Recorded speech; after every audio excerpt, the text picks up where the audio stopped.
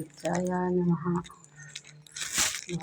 ఆదిత్య సోమాయ మంగళాయ నమః.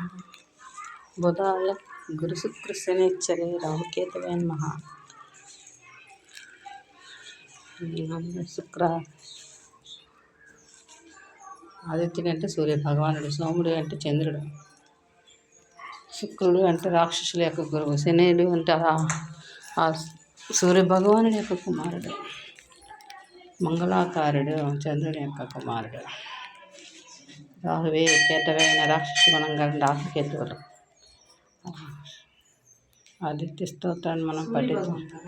సూర్య భగవానుడు సూర్యదేవాయ నమః. సూర్యుడి యొక్క పుట్టినరోజు ఈరోజు. ఆదిత్యదేవాయ నమః. సోమాయ మంగళ బుధ గురు శుక్ర శనిచ్చరే రాహుకేతవే నమః.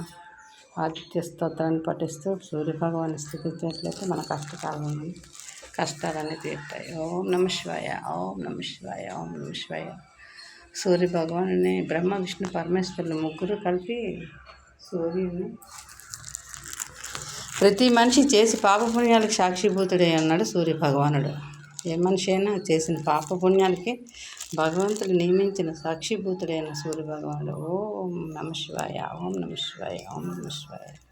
ఆదిత్యదేవాయ నమః. సోమాయ మంగళ బుధ గురు శుక్ర శనిచ్చరే రాహుకేతవే నమః. సూర్యదేవాయ నమః. సూర్యనారాయణ వేదపారాయణ లోకరక్షాయణ.